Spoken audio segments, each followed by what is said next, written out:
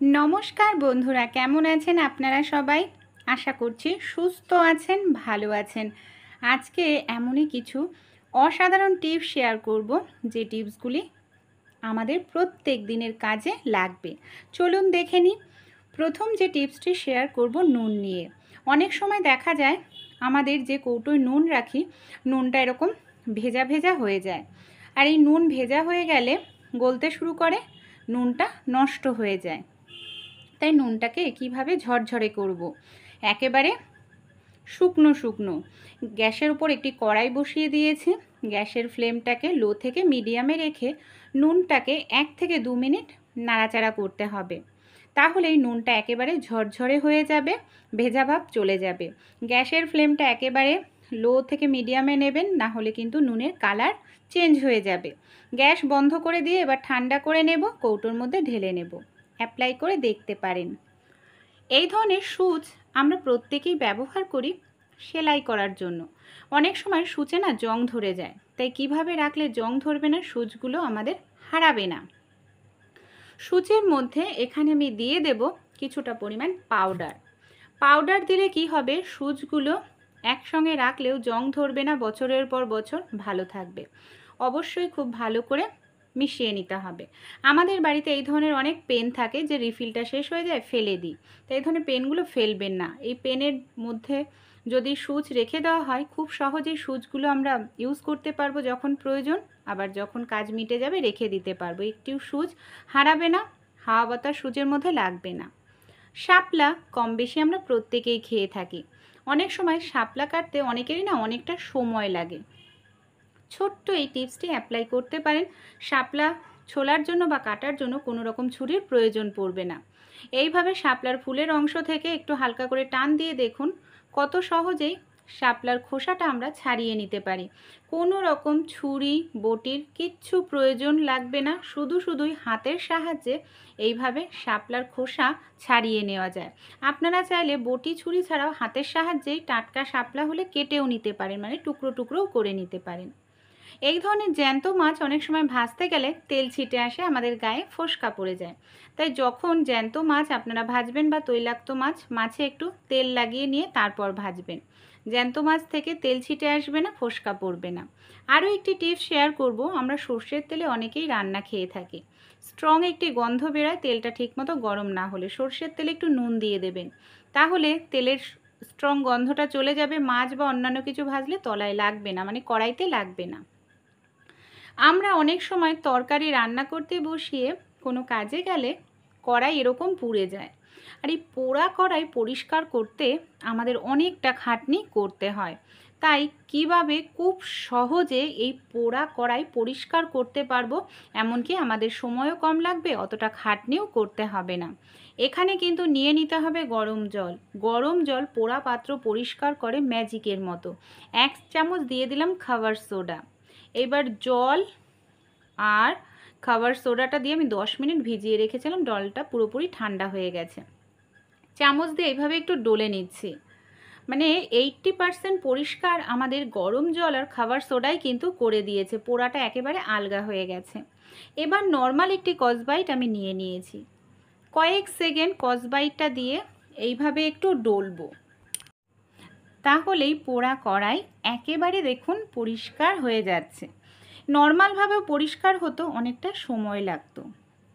জল দিয়ে আমি ধুয়ে দেখাচ্ছি, রেজাল্ট আপনাদের সামনেই রয়েছে। ভালো লাগলে অ্যাপ্লাই করবেন। এই ধরনের যে চুলের ক্লিপগুলো থাকে অনেক সময় কালার উঠে যায়, দেখতে বাজে লাগে, আমরা ইউজ করি না। তাই আমাদের প্রত্যেকের বাড়িতে নেল পালিশ থাকে। নেল পালিশ দিয়ে আপনারা এইভাবে একটু ডট ডট দিয়ে দিতে পারেন। এতে কি হবে, যে রঙটা উঠেছে সেটা কিন্তু বোঝা যাবে না, একটি ডিজাইনের মতো তৈরি হয়ে যাবে। তাই বেকার ফেলে না দিয়ে কিন্তু আমরা একটু বুদ্ধি খাটিয়ে সেই জিনিসটাকে আবার ইউজ করতে পারি।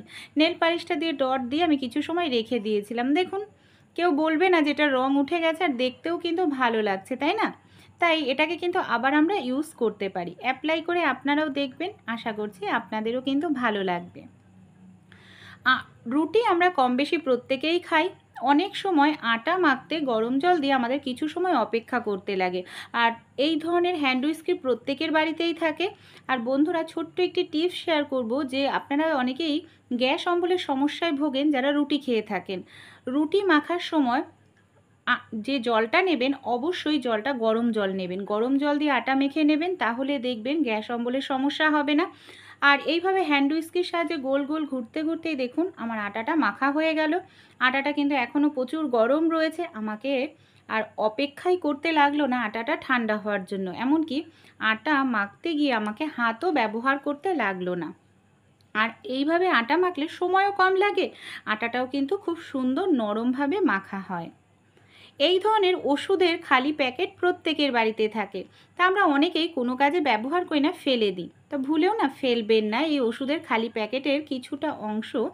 দেখুন এখানে আমি কেটে নিলাম, এটা দিয়েই কিন্তু দারুণ একটি জিনিস আমরা তৈরি করে নিতে পারি।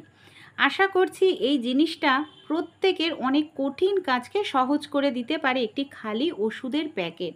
ভাঁজ করে নিয়ে আমি কিছুটা এইভাবে মানে ভি আকৃতি করে কিছুটা অংশ দেখুন এইভাবে কেটে নিলাম, দেখতে পাচ্ছেন আশা করছি। আর শেষের অংশটা আমাদের একেবারে সরু করে কাটতে হবে, যাতে মুখটা একেবারে সরু থাকে। দেখুন ঠিক এইভাবে কাটতে হবে, একটুখানি ভি অংশ মতো কাটা আছে আর মুখটা সরু আছে। ছোট্ট সূচে সুতো পরাতে অনেকেরই অনেকটা সময় লেগে যায়, বিশেষ করে যারা বাড়িতে বয়স্ক মারা আছেন। এই ধরনের অর্গানাইজার বাড়িতেও বাজারেও কিনতে পাওয়া যায়, অনেকটা টাকা লাগে। তো একবার যদি আপনারা নিজেরা বানিয়ে নেন, বারবার সূচে সুতো পরিয়ে নিতে পারবেন। সবার প্রথমে সুচটাকে আপনারা ঢুকিয়ে নেবেন, তারপর যে ভি আকৃতি করে কেটে নিয়েছিলাম সেই জায়গায় সুতোটাকে আপনারা আটকে রেখে এইভাবে খুলে নেবেন সুচটা, দেখবেন সেকেন্ডেই ছোট্ট সুচে আপনারা সুতো পরিয়ে নিতে পারবেন। সুতোর কৌটোর মধ্যে এটাকে রেখে দেবেন, যখন প্রয়োজন তখন ইউজ করতে পারবেন। রুটি কম বেশি তো প্রত্যেকেই আমরা খেয়ে থাকি। অনেক সময় হয় বেলন চাকে ধুয়ে দিই, বেলন চাকি শুকায় না, সময় লাগে। তাই এই ধরনের থালার সাহায্যে কিংবা প্লেটের সাহায্যে আমরা পারফেক্ট রুটি তৈরি করে নিতে পারি বা বেলে নিতে পারি। হ্যাঁ, বেলন চাকি ছাড়াই। দেখুন এইভাবে আমি দুটো প্লেট নিয়েছি, সামান্য পরিমাণ রুটির লেচির মধ্যে এইভাবে আটা লাগিয়ে নিলাম। এবার আরেকটি প্লেট দিয়ে এইভাবে আমি হালকা হালকা করে চাপ দিতে থাকবো। দেখুন কত সহজেই বড় হচ্ছে, দেখতে পাচ্ছেন। এইভাবে চাপ দিয়ে গোল ঘোরালে, একটু প্রেসার দিলেই আপনাদের পারফেক্ট গোল রুটি আপনারা তৈরি করে নিতে পারবেন। কোনো রকম বেলন চাকির প্রয়োজন পড়বে না। দেখুন কত সুন্দর আমার রুটিটা তৈরি হয়ে গেল। শুধু এই ধরনের প্লেট নয় বন্ধুরা, যদি আপনাদের বাড়ি এরকম প্লেট না থাকে বা আপনারা আরও বড় সাইজের রুটি খেতে চান, তাহলে এরকম থালা নিয়ে নেবেন। থালার মধ্যে আপনারা এইভাবে রুটির লেচি নিয়ে এইভাবে গোল ঘোরাতে থাকবেন, দেখবেন তাহলেও কিন্তু আপনাদের যে রুটিটা আরও বড় তৈরি হবে। দেখুন কতটা সুন্দর বড় রুটি তৈরি হয়ে গেল।